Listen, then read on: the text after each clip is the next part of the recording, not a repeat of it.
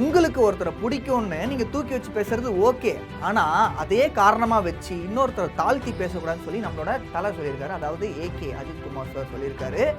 ஆனால் அவருக்கே இப்படி நடக்குன்றதை பார்க்குறப்போ கொஞ்சம் லைட்டாக மனசு கஷ்டமாக இருக்குது. அது என்ன நடந்துச்சு, ஏது நடந்துச்சுன்றத வீடியோ ஃபுல்லாக பார்த்து தெரிஞ்சுக்கோங்க.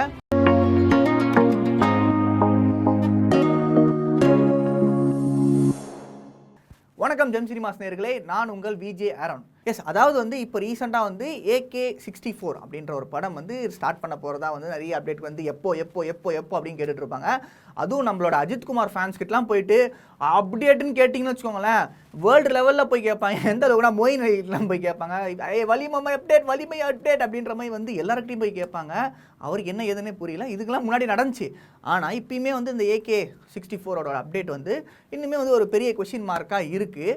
அதை பற்றி தான் இப்போ நம்ம பேச போகிறோம். இப்போ அந்த AK-64 அப்டேட் வந்துருச்சு. அண்ட் அப்டேட் வந்துருச்சு இன் டர்ம்ஸ் ஆஃப் லைக் ப்ரொடியூசர்ஸை ரொம்ப தீவிரமாக ரொம்ப தேடிட்டு இருக்காங்க. இந்த படத்துக்கு இன்னும் ப்ரொடியூசர் கிடைக்கவில்லை அப்படின்ற ஒரு விஷயத்தில் இருக்கிறப்போ, இந்த படத்துக்கு AK சைட், அதாவது அஜித்குமார் சைட்லேருந்து ஒரு சில சைட்லேருந்து ஒரு சில அட்வான்ஸஸ் எல்லாம் போக ஆரம்பிச்சிச்சு. யாருக்குன்னா நம்மளோட rock star Anirudh music director அவர் தான் அப்படின்றது அந்த அவரோட அட்வான்ஸை கொடுத்து அவர் லாக் பண்ணி வச்சுருக்காங்க.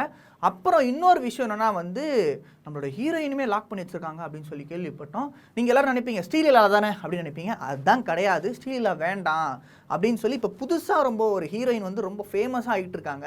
அவங்கள நம்ம பிடிச்சி கேட்கலாம் அப்படின்னு சொல்லி என்ன பண்ணியிருக்காங்கன்னா, யார்கிட்ட போயிருக்காங்கன்னா நம்மளோட ஸ்வீட் லட்டு, ஒயிட் லட்டு கயடு லோகர் கிட்ட போயிருக்காங்க. கயடு லோகர் தான் இப்போ AK-64 படத்தோட ஹீரோயினாக நடிக்க போகிறாங்க. இதில் என்னடாப்பா தப்பு அப்படின்னு நீங்கள் சொல்லி கேட்கலாம். தப்பு இங்கே தானே நடக்குது அப்படின்ற மாதிரி என்னென்னா அதாவது அஜித்குமார் சாருக்கு வயசு இவ்வளோ இருக்குது, கயடு லோகருக்கு வயசு இவ்வளோ இருக்குது, இவங்க அப்பா பொண்ணு காம்பினேஷன் மாதிரி இருக்குது. இப்போ போய் இப்படி இருக்கிறப்போ எப்படி நீங்கள் கயடு லோகரையும் AK சாரையும் ஒன்றா படம் பண்ண வைக்க முடியும் அப்படின்னு சொல்லி சில ட்ரால்ஸ் வந்துக்கிட்டு தான் இருக்குது.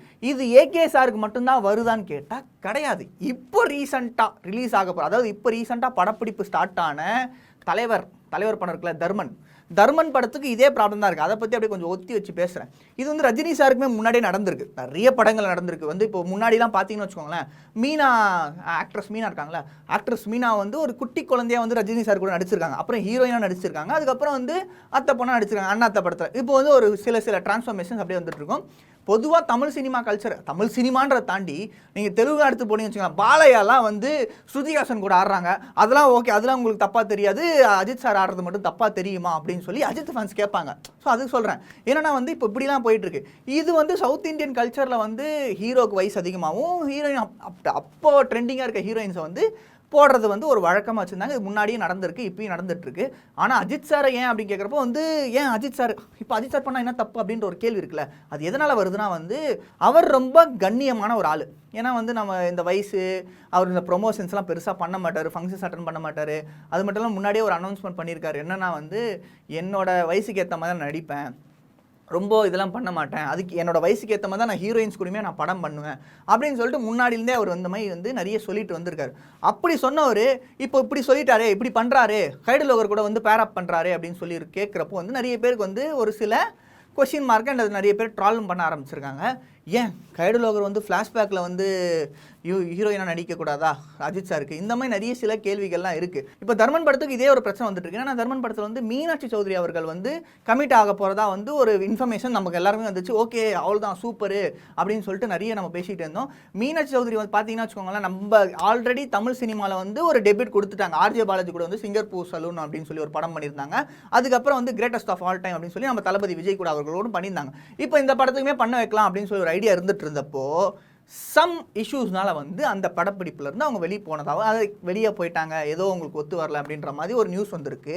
அதுக்கு ரீப்ளேஸ்மெண்ட்டாக ருக்மணி வசந்தியுமே போட்டிருக்காங்க. அந்த படத்தில் நம்ம ஆல்ரெடி தெரியும், இவங்க நடிக்கிறாங்க, சிம்ரன் நடிக்கிறாங்க, ராஷிகனா நடிக்கிறாங்க, இப்போ ருக்மணி வசந்த் நடிக்கிறாங்க. ருக்மணி வசந்த் ஒரு பேன் இண்டியன் ஆக்ட்ரஸ். அது மட்டும் இல்லாமல் ரொம்ப ஃபேமஸான படங்கள் நிறைய பண்ணிகிட்டு இருக்காங்க. இப்போ பார்த்தீங்கன்னா காந்தாரா பண்ணிட்டாங்க. அதுக்கப்புறம் சிவகார்த்திகேயன் சார் கூட மதராசி படம் பண்ணிட்டாங்க.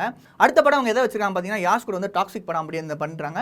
அதுக்கப்புறம் ஜூனியர் NTR கூட டிராகன் அப்படின்னு சொல்லி ஒரு படம் பண்ணிட்டு இருக்காங்க. ஒரு பேன் இண்டியன் ஆக்ட்ரஸாக அவங்க ரொம்ப பெருசாக பண்ணிட்டு இருக்கப்போ இப்போ பேன் இண்டியன் ஆக்ட்ரஸை உள்ளே கொண்டு ருக்மணி வசந்தை தர்மன் படத்தில் நடிக்க போகிறாங்க.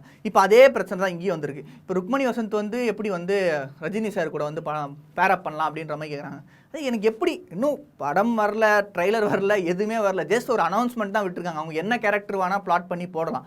அப்படி இருக்கிறப்போ எதுன்னே தெரியாமல் வந்து இவ்வளோ நெகட்டிவிட்டிஸ் வந்து ஸ்ப்ரெட் பண்ணுறது வந்து ஏன் அப்படின்றது ஒரு கேள்வியாகவே இருக்குது.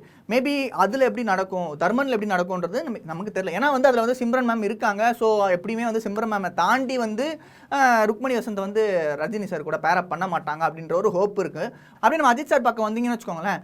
இப்போது அஜித் சார் படத்துக்கு ஒன் ஆஃப் தி ஹீரோயினா எத்தனை ஹீரோயின்றது தெரியல. பட் ஆனால் கைடு லோகரை வந்து இப்போது அட்வான்ஸ் கொடுத்து லாக் பண்ணி வச்சிருக்காங்கன்றது தான் வந்திருக்கு. தாண்டி கதை எப்படி வரப்போகுது, கதை டைட்டில் இன்னும் ஃபிக்ஸ் ஆகலை, ப்ரொடியூசரே இன்னும் ஃபிக்ஸ் ஆகலை, இதெல்லாம் இவ்வளோ பிரச்சனை இருக்கிறப்போ வந்து அதுக்குள்ளாரே வந்து நீங்கள் வந்து அஜித் சாரை வந்து இப்படி வந்து டார்கெட் பண்ணுறது தப்பாக படுது. இதுக்கு முன்னாடியே வீரம் படத்திலே வந்து அந்த சால்ட் அண்ட் பேப்பர் ஹேர்ஸ்டைலில் இருக்கிறப்ப வந்து என்ன கலாச்சிங்கன்னா வந்து தமன்னா வந்து அஜித் சாரோட பொண்ணுமாக இருக்காங்க அப்படின்னு சொல்லி நிறைய கலாச்சிங்க. பட் ஆனால் அந்த படம் நல்லா சக்ஸஸ்ஃபுல்லாக போச்சு. அதே மாதிரி இந்த படமும் சக்ஸஸ்ஃபுல்லாக போகும் அப்படின்னு சொல்லி நான் பர்சனலாக நம்புகிறேன்.